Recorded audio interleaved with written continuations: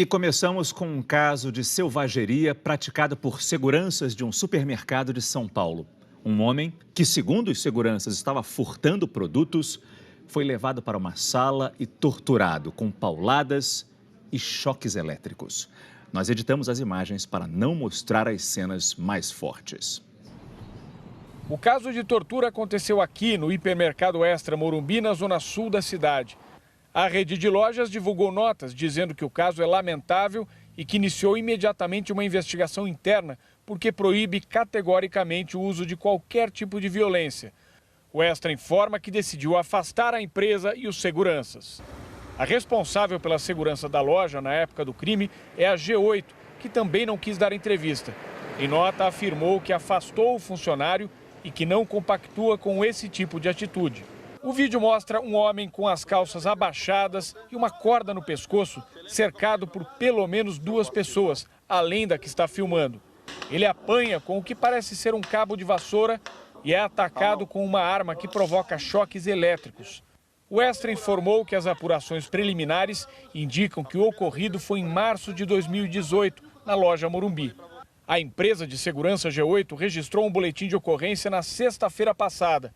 Declarou que tomou conhecimento do vídeo no dia 12 de setembro e que procurou a polícia porque é contra tais práticas. A G8 passou para os investigadores a identificação de um funcionário envolvido no crime. A polícia abriu inquérito ontem à noite e ouviu até agora um funcionário da G8. A delegada disse que intimou outro funcionário da empresa de segurança e mais 2 do Extra para prestar depoimento. O Ministério Público disse que vai acompanhar as investigações. Tortura é crime inafiançável, com pena prevista de até 8 anos de prisão, que precisa começar a ser cumprida em regime fechado. Outro caso de grande repercussão foi o de um adolescente que também foi torturado no supermercado da Zona Sul de São Paulo. E a agressão covarde também foi gravada e publicada em redes sociais. Os 2 seguranças, David Oliveira Fernandes e Valdir Bispo dos Santos, foram identificados e estão presos. Eles foram denunciados por tortura, cárcere privado e divulgação de cenas de nudez. O rapaz estava nu quando foi chicoteado. Nós não podemos ter uma sociedade sem um mínimo grau de civilização, onde as pessoas saem agredindo umas às outras, torturando umas às outras, em nome de um suposto combate a determinados crimes. A Polícia Rodoviária Federal fez uma blitz hoje em Goiás para combater uma infração muito comum nas ruas e rodovias do país: a imprudência de motociclistas. O motociclista tentou fugir da blitz, mas foi alcançado a tempo. O que foi, chefe? Que você fugiu lá? Por que você desceu aí na contramão? Hã? Você não é habilitado, não? A moto deste outro homem estava cheia de problemas. Ele também tentou escapar dos policiais voltando pela contramão. Para fugir da fiscalização, da autuação, de ter seu veículo retido, eles acabam colocando a vida deles e a vida dos demais usuários da via em risco. Eles vão ser autuados pelas infrações que eles já possuíam e provavelmente vai ser lavrado um TCO por direção perigosa para os mesmos.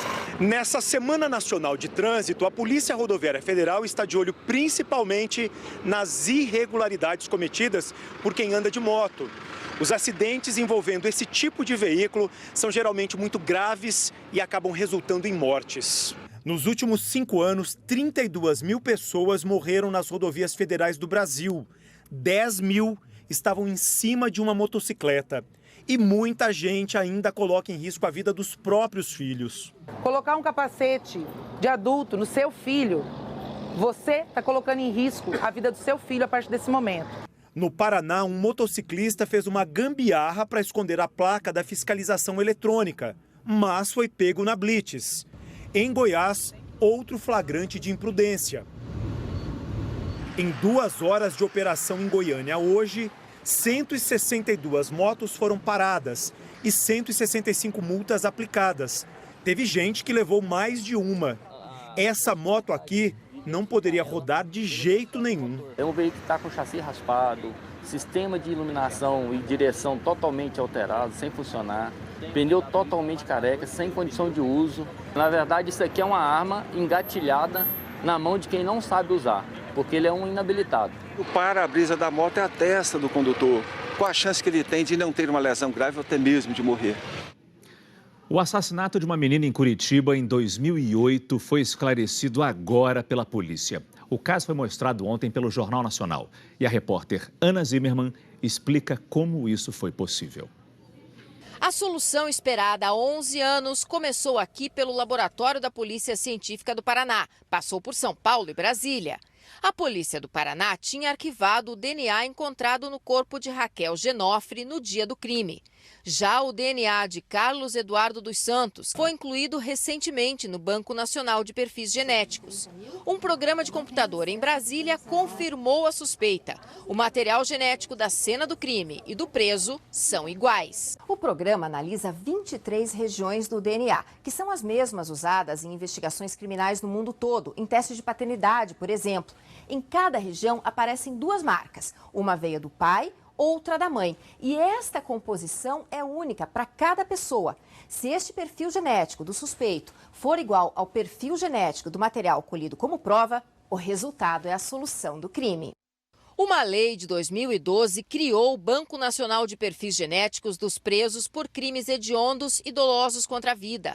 Atualmente, são mais de 30 mil cadastros, mas o Ministério da Justiça e Segurança Pública pretende chegar a 65 mil até o fim do ano. Uma vez por semana, um dia acontece o upload de todos os estados do Brasil. Eles alimentam o Banco Nacional e na sequência é feita uma busca, o que você chama de checagem, na verdade é um intercruzamento dessas informações todas. Raquel Genofre tinha 9 anos quando desapareceu depois de sair da escola, em novembro de 2008. O corpo dela foi encontrado dentro de uma mala na rodoviária da cidade, com sinais de violência. Para a polícia, o caso está com 100% de solução, não importando o que ele vai falar. Por um lado é um alívio, é uma etapa vencida, mas agora a gente precisa ver a justiça sendo feita, os crimes sendo pagos, enfim, ainda tem muita informação para a gente processar, está bem difícil ainda. Carlos Eduardo dos Santos está preso em Sorocaba, interior de São Paulo, desde 2016 por outros crimes. Já passa de 4 mil o número de brasileiros com sarampo. A maioria dos pacientes está no estado de São Paulo. Os números foram divulgados pelo Ministério da Saúde. A reportagem é de Bruna Vieira. Esse é o choro que toda mãe sabe que vale a pena. O Murilo, de 1 ano e 4 meses, tomou hoje a 2ª dose da vacina contra o sarampo. É uma prevenção, né? Uma prevenção a mais para ele. São Paulo, a cidade brasileira que registra mais casos da doença, ainda não atingiu a meta de vacinar 95% do público-alvo. Nem metade dos jovens de 15 a 29 anos foi aos postos de saúde. Aos 24, Camila foi por causa do emprego. Eu vou entrar numa empresa agora e eles pediram para levar uma cópia da carteira de vacinação. Agora, a Prefeitura de São Paulo decidiu focar em outra faixa etária. Nós estamos percebendo também que estão aparecendo casos em crianças de 1 a 2 anos que não receberam a 2ª dose aos 15 meses como deveriam ter recebido. O número de casos de sarampo no país aumentou 17% em relação ao levantamento divulgado pelo Ministério da Saúde na semana passada. Este ano já são quase 4.500 casos. Só nos últimos 3 meses, 17 estados confirmaram ter moradores doentes. São Paulo está isolado na frente, seguido pelo Rio de Janeiro, Pernambuco, Minas Gerais e Santa Catarina. Os outros estados registraram menos de 10 casos cada um. O sarampo tem atingido em maior número jovens de 20 a 29 anos. Mas a maior preocupação das autoridades de saúde está nos bebês com menos de 1 ano. Neles, a incidência da doença é 8 vezes maior do que na população em geral. E é também nessa faixa etária que ocorrem os casos mais graves. 3 dos 4 brasileiros que morreram este ano por sarampo tinham menos de 1 ano de idade. Nenhum deles era vacinado. Eu acho importante dizer para as pessoas que a vacina é segura e que elas devem, o quanto antes, procurarem uma unidade de saúde para tomarem a vacina, especialmente o público jovem. Uma iniciativa da Justiça do Paraná está ajudando crianças e adolescentes que buscam a adoção. A reportagem é de Isabela Scalabrini.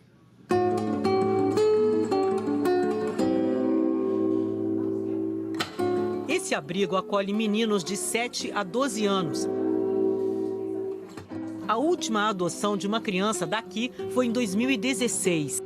O que nós chamamos aqui é de adoção tardia, e as adoções aqui elas são muito difíceis, às vezes, de acontecer. O que acontece nas unidades de acolhimento aqui em Belo Horizonte é uma situação muito comum que se repete pelo Brasil afora. As famílias preferem adotar um bebê, mas essa é uma realidade que começa a mudar com as crianças e adolescentes que estão esperando por um lar, contando sua própria história na internet. Meu nome é Gabriel, eu tenho 14 anos, moro em um lar, estou esperando na fila para ser adotado. Queria ter uma família porque eu não gosto de ficar, eu não quero viver sozinho. Gabriel é um dos jovens inscritos no aplicativo que ajuda crianças e adolescentes a encontrar uma família. A ideia surgiu no Paraná. Ninguém ama o que não conhece. Ninguém se apaixona por aquilo que não vê, aquilo que não conhece. Então há a necessidade de que essas crianças se tornem visíveis para aqueles pretendentes que muitas vezes já estão lá aguardando há muito tempo a oportunidade de adoção, mas não encontraram ainda os seus filhos. Gosto de escutar música, cantar música. A felicidade é um sentimento, a felicidade é um sorriso. O aplicativo funciona com autorização da Justiça e os vídeos são produzidos pelas varas da infância de cada comarca. O amor vira uma grande paixão que se esconde debaixo do coração. Às vezes ele fica dolorido, mas com o tempo pode ficar colorido. Uberlândia é a primeira cidade mineira com crianças inscritas. São 5. Como esta adolescente de 13 anos. O maior sonho dela? Ter uma pessoa cuidando de mim. Ter uma casa, ter uma família e ter irmãos. Hoje, mais de 20 adoções estão em fase de andamento. 16 já foram concluídas. Já tivemos casos, por exemplo, de pretendentes que estavam inscritos no Cadastro Nacional de Adoção para adotar bebês, ou seja, de menos de 1 ano, e acabaram adotando adolescentes de 15 e 16 anos. É o caso da família Klaus, que vive em Umuarama, no Paraná. Elisângela e Lucas queriam um bebê, mas pelo aplicativo se apaixonaram por uma adolescente. A jovem tinha uma irmã e o casal resolveu acolher as duas. A gente chegava em casa todo dia, ficava lá e puxava e focava no vídeo delas, só delas. Então, na verdade, a gente só falava delas, né? E quando a gente mostrava para algum conhecido, para algum parente e tal, era o delas. O processo foi legalizado e depois de quase 1 ano de convivência, as meninas já têm até o nome da nova família. Natália Cristina Figueiredo Klaus. Nathalie Cristina Figueiredo Klaus. O que vocês sentem hoje, né? Por essas meninas? Como é que é essa família? Eu amo muito elas, entendeu? E não consigo me ver sem elas. Não consigo. Nunca mais. Nunca mais.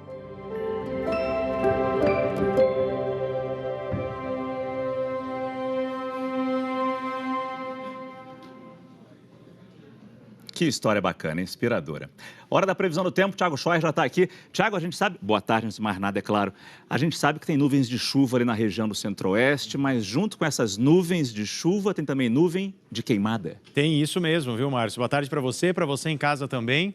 É fumaça, né, que vem de outros países também, como de parte da Bolívia e aí do norte do Brasil e também do centro-oeste. E não é a primeira vez que essa fumaça se mistura com as nuvens de chuva.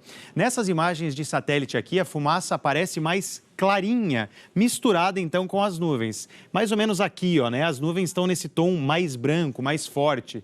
Tanto a fumaça das queimadas quanto os ventos úmidos que saem da Amazônia e que acabam formando as nuvens de chuva, isso tudo é canalizado aqui pelo meio do Brasil e puxado por uma frente fria, como é o caso de agora, né? E acaba avançando pelo litoral. Em algumas áreas do norte e do centro-oeste do Brasil, onde tem queimadas, né? Hoje já chove um pouco de novo para aliviar essa situação. Você vê aqui já neste azul um pouquinho mais escuro. Aliás, em Amambai, Mato Grosso do Sul, já choveu e ventou muito ontem à noite. 20 famílias tiveram que sair de casa e a cobertura de um barracão desabou e acabou atingindo 3 carros. Hoje pode chover, então, de novo à tarde em Amambai, lá em Mato Grosso do Sul, 30 de máxima. Campo Grande e Cuiabá também na rota dessa chuva. Em São Paulo, no Rio e no sul de Minas também tem chance aqui de uma chuva um pouco mais forte em alguns pontos. Já em lugares aqui do litoral nordestino em verde, aí sim a chuva vem um pouquinho mais fraca. Em São Paulo, a chuva veio antes do previsto por conta da frente fria que avançou mais rápido que o esperado. Por isso, na capital paulista, tem essa chance de uma chuva um pouco mais forte, 31 de máxima. Rio de Janeiro na mesma pegada. Vitória, Brasília e Macapá, e sim com tempo firme para hoje. Naquele mapa que você mostrou ali, dá para ver o sul ainda com chuva. Pois é, o sul ainda tem chuva, viu, Márcio? Em Curitiba, nessa madrugada, parte do muro de contenção de um viaduto caiu por conta da infiltração de água. Aí as pistas já foram liberadas. Agora à tarde ainda tem bastante chuva no Paraná e também em Santa Catarina. E esta chuva sobe, inclusive, para Mato Grosso do Sul, como a gente já falou agora há pouco. Primavera chegando na segunda-feira, a pergunta é, como é que a gente se despede do inverno? Como é que vai ser esse último fim de semana? Então, primavera começa às 4h50 da manhã, oficialmente na segunda-feira. A gente ainda tem, né? Escreve, anota isso aí, Márcio. A gente ainda tem, então, esse último fim de semana. Você vê aqui, ó, Goiânia pode ter chuva amanhã, depois de meses, né? Sem uma gota d'água. Rio, São Paulo, Curitiba e Cuiabá também com chance de chuva para amanhã. Fim de semana deve ser um pouco mais molhado aí no centro. Muito obrigado, Thiago. Bom fim de semana. Para nós.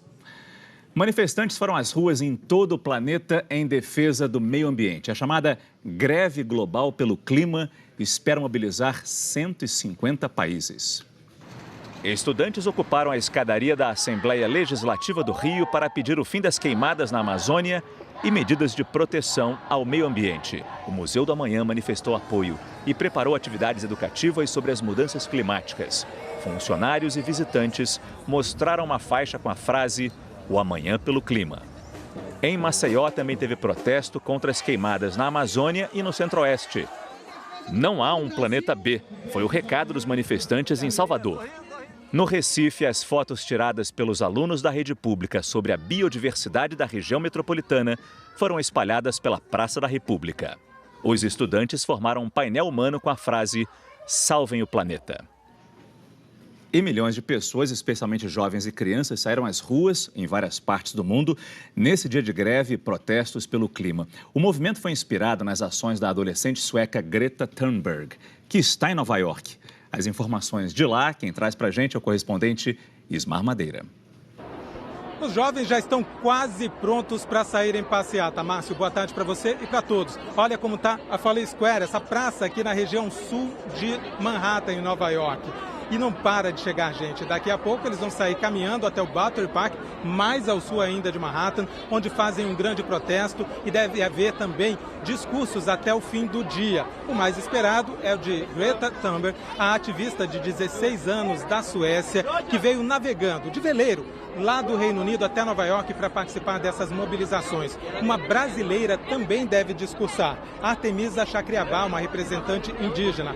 Esse protesto marca o início de uma série de eventos que acontecem durante o fim de semana sobre a mudança climática em Nova York. Amanhã, o secretário-geral da ONU, Antônio Guterres, abre um encontro com jovens do mundo inteiro para discutir o assunto. Ele divulgou uma nota dizendo o seguinte: hoje temos um dia especial de paz, porque não é só sobre a paz entre as pessoas, mas entre as pessoas e a natureza. Lembrando que na segunda-feira acontece aqui em Nova York a cúpula da ONU da Ação Climática, com líderes mundiais. Hoje houve manifestações, protestos no mundo inteiro. Vamos ver na reportagem de Rodrigo Carvalho. Chama atenção no mundo todo a quantidade de mulheres nos protestos. De meninas muito novas a jovens de 20 e poucos. Eu pergunto o que mais preocupa as amigas de 15 anos. A nossa extinção, responde. Eu não poder ter filhos, netos, o que está acontecendo não afeta a geração dos meus pais, mas a minha. A Gabriela também pensa assim. Se a gente não fazer algo agora, não vai ter um futuro. Me preocupa como as pessoas podem ignorar as ciências, os fatos e a verdade. E assim a geração hashtag saiu às ruas, em peso. 5.000 protestos em 150 países. Aqui no Reino Unido são 200 manifestações em várias cidades. A principal em Londres foi numa praça em frente ao parlamento. Os gritos aqui são bem variados. Por exemplo, pela redução do uso de combustíveis fósseis, pela defesa dos animais e principalmente por mais ação do poder público. As palavras de ordem se repetem mundo afora. Em Nova Delhi, na Índia, os jovens pedem mudanças, não as climáticas, mas no sistema. E se não quiserem nos ouvir, então que ouçam os cientistas, diz a estudante. Os quenianos levantaram a bandeira da energia renovável. Na Rússia, manifestantes solitárias refletem o autoritarismo do país. Lá, qualquer protesto com mais de uma pessoa precisa de autorização, que nem sempre é dada. Na Austrália, sim, uma multidão. 300 mil pessoas cobrando mais carinho com o planeta. Na Tailândia, alunos ocuparam a entrada no Ministério do Meio Ambiente e, simulando as mortes causadas pelas mudanças climáticas, deitaram no chão. A mensagem de hoje é de quem mais vai sofrer se nada for feito agora. Por isso, o recado para os adultos no poder é o mais direto possível. Não sejam um lixo. O prefeito de Nova York, Bill de Blasio, desistiu de concorrer nas prévias do Partido Democrata. O escolhido nas primárias vai disputar a presidência americana com Donald Trump, do Partido Republicano, no ano que vem. Bill de Blasio diz que o principal motivo para abandonar a disputa é a falta de apoio entre os eleitores. Ele não conseguiu cumprir os requisitos mínimos para participar do último debate televisivo do Partido Democrata na semana passada. Era necessário ter mais de 130 mil doadores e chegar a 2% das intenções de voto em 4 pesquisas nacionais. De Blasio se tornou mais conhecido dos brasileiros em abril, quando fez críticas ao presidente Jair Bolsonaro e disse que ele não era bem-vindo a Nova York. Agora restam 19 pré-candidatos democratas à presidência. Joe Biden, ex-vice-presidente de Barack Obama, lidera as pesquisas. Bill de Blasio diz que vai apoiar o candidato escolhido e espera que seja um político progressista. Na Argentina, um juiz federal decidiu levar a julgamento um caso de corrupção envolvendo a ex-presidente Cristina Kirchner, ex-funcionários do governo e empresários. A ex-presidente é acusada de chefiar um esquema de cobrança de propina que foi descoberto a partir de um caderno de anotações do motorista do ex-ministro do Planejamento. Cristina Kirchner concorre nas eleições presidenciais em outubro como vice-presidente na chapa de Alberto Fernandes, que lidera as pesquisas. A seguir, definido o novo secretário da Receita Federal. A Polícia Federal indicia 7 funcionários da Vale e 6 da Tuvsud, que atestou a segurança da barragem em Brumadinho. E o presidente Bolsonaro confirma a viagem à Assembleia Geral da ONU. Até já. A Polícia Federal indiciou 13 funcionários da Vale e da consultoria Tuvsud por falsidade ideológica e uso de documentos falsos na operação da barragem de Brumadinho, que rompeu em janeiro.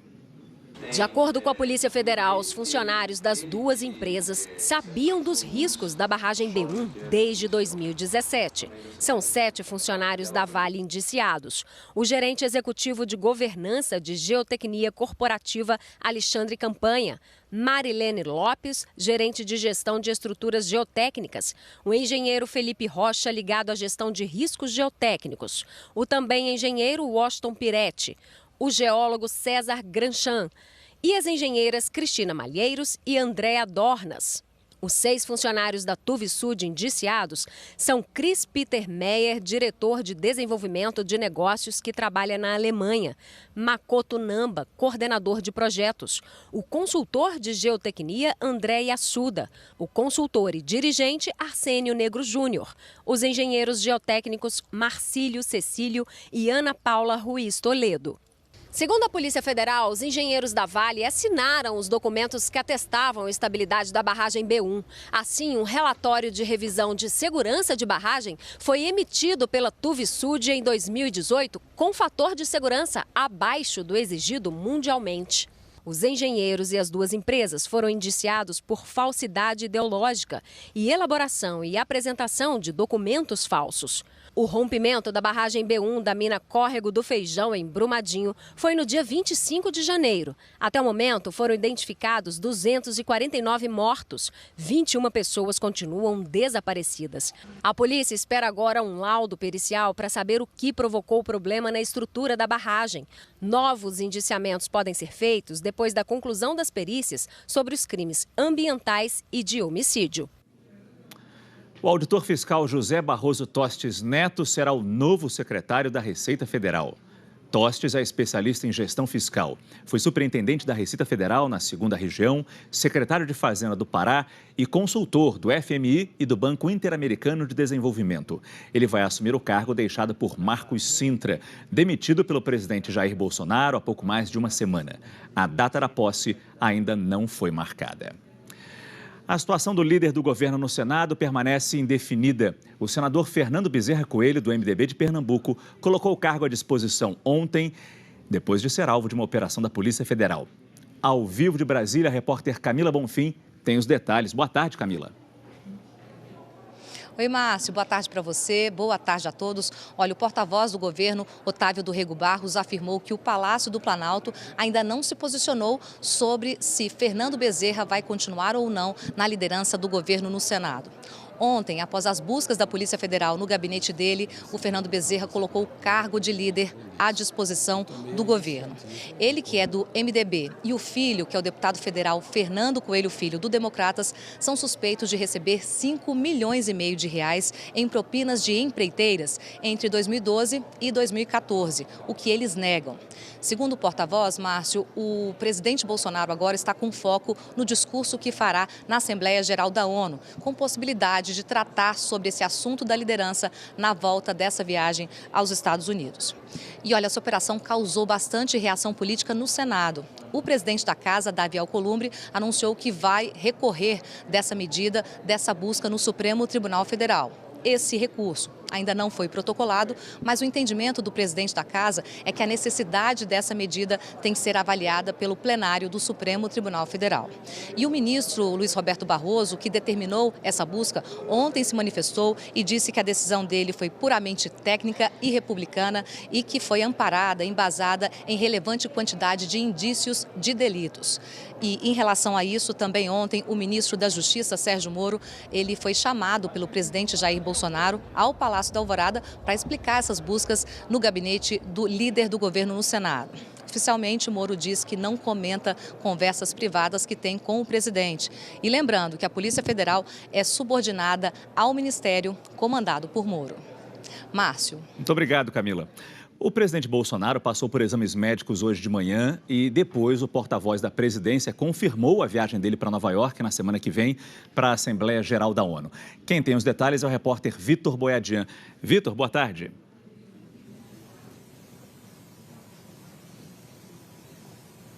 Oi, Márcio, boa tarde a todos. O presidente Jair Bolsonaro chegou pouco depois das 9 da manhã ao hospital. Ele fez exames de laboratório, também um raio-x do tórax, que revelou expansão pulmonar adequada, e raio-x do abdômen, que, segundo os médicos, revelou alças intestinais funcionando bem e sem distensão. O porta-voz da Presidência da República, general Otávio Rego Barros, disse então que o presidente está liberado para a viagem na segunda-feira a Nova York, onde ele participa na próxima terça-feira da Assembleia Geral das Nações Unidas. O médico responsável pela cirurgia, Dr. Antônio Macedo, acrescentou que Bolsonaro também está liberado para uma dieta leve, mas vai ter que seguir algumas recomendações médicas durante a viagem para evitar riscos. O risco é sempre um risco vascular, um risco de veias, mas ele está com meia elástica, protegido, ele toma todo dia uma injeção de anticoagulante, vai tomar durante a viagem, e foi orientado que durante a viagem ele não permaneça muito tempo sentado, caminhe um pouco no avião e fique a maior parte do tempo deitado na cama que tem à disposição dele na viagem. Márcio, a visita ao hospital não durou nem uma hora. Depois o presidente voltou aqui ao Palácio da Alvorada, ainda parou aqui na porta para cumprimentar alguns visitantes e está lá no Palácio até agora. Márcio. Obrigado, Vitor. O projeto que estabelece novas regras para as eleições, aprovado pelo Congresso, ainda depende de sanção do presidente Jair Bolsonaro. E a Andréa Sadi, que já está aqui no estúdio com a gente, tem as informações de que deputados e senadores estão à espera dessa sanção. E imagino com uma certa ansiedade, né, Andréa? Boa tarde. Uma certa ansiedade. Boa tarde para você, Márcio. Boa tarde a todos. E também monitorando os eventuais vetos que podem vir do presidente Bolsonaro nesse projeto que muda, que altera as regras eleitorais. Eles já esperam, por exemplo, o veto num trecho que, na prática, segundo especialistas, abre brecha para o Caixa 2. O presidente Bolsonaro vem sendo pressionado a fazer esse veto exatamente nesse trecho. Mas tem um outro trecho que preocupa também os parlamentares, os integrantes da cúpula do Congresso e os líderes do chamado Centrão, que é aquele do fundo eleitoral que não tem um valor definido. Esse valor para as campanhas vai ser definido na lei orçamentária do ano que vem, que é exatamente o ano de eleição municipal. Segundo parlamentares, nos bastidores, se de fato tiver um veto neste ponto, o presidente pode ter algum tipo de problema na articulação para aprovar outros projetos de interesse do Palácio do Planalto, como é o caso da indicação de Eduardo Bolsonaro à Embaixada Brasileira nos Estados Unidos, quando ela for de fato confirmada. Lembrando que para que essas regras já valham no ano que vem, na eleição de 2020, o presidente precisa decidir o que fazer até o dia 4 de outubro. Também lembrando, Márcio, que se tiver algum tipo de veto, o Congresso também pode derrubar numa sessão do Congresso. Sim. Obrigado, André. O primeiro compromisso oficial do presidente Bolsonaro, depois de uma semana em que ele só fez despachos no Palácio da Alvorada, está marcado para daqui a pouco às 3 da tarde. Bolsonaro vai sancionar a Lei da Liberdade Econômica numa cerimônia no Palácio do Planalto. E quem está lá e tem as informações é a repórter Flávia Alvarenga. Flávia, boa tarde. Oi, Márcio. Boa tarde a todos. A Lei da Liberdade Econômica promete trazer benefícios e acabar com a burocracia em alguns setores da economia. Por exemplo, quem é chaveiro, sapateiro ou costureira não vai mais precisar de alvará de funcionamento para trabalhar. A lei prevê que atividades como essa, consideradas de baixo risco, não precisam mais desse tipo de documento. Assim, a lei pretende facilitar a abertura de pequenas empresas. A previsão do governo é que, ao longo de 10 anos, sejam abertos cerca de 4 milhões de novos postos de trabalho. E também tem mais mudança. A carteira de trabalho vai ser emitida por meio eletrônico. O relator dessa medida provisória lá no Congresso Nacional foi o deputado Jerônimo Gergen, do Progressistas do Rio Grande do Sul. E ele ressaltou que, com menos burocracia, mais gente vai conseguir abrir empresas de forma legal. A formalização do mercado para a gente diminuir a concorrência desleal, que é justamente gerado por aqueles que, mesmo querendo cumprir aquilo que o Estado determina, não conseguem e, para sobreviver, tocam a sua atividade de maneira informal. Isso é péssimo para o Brasil, que precisa gerar emprego, renda e crescimento econômico. Desburocratizar e confiar mais nas pessoas. A primavera está chegando e o Globo Repórter desta noite nos leva ao país onde ela é mais exuberante. A Holanda. Como os canteiros se transformam em verdadeiras aquarelas. Rosas, gérberas, tulipas, pétalas em todos os tons, do branco ao negro. O maior parque de flores do mundo abre suas portas e o povo celebra a vida ao ar livre. Congestionamento de barcos, na cidade sem carros, eles é que transportam todo mundo para todos os lugares. Casas em forma de cubo. Você conseguiria morar dentro de uma? Hoje, no Globo Repórter. A seguir, vereadores do Rio aprovam uma lei que obriga supermercados a oferecerem lupas ou lentes de aumento para facilitar a leitura dos rótulos. Até já.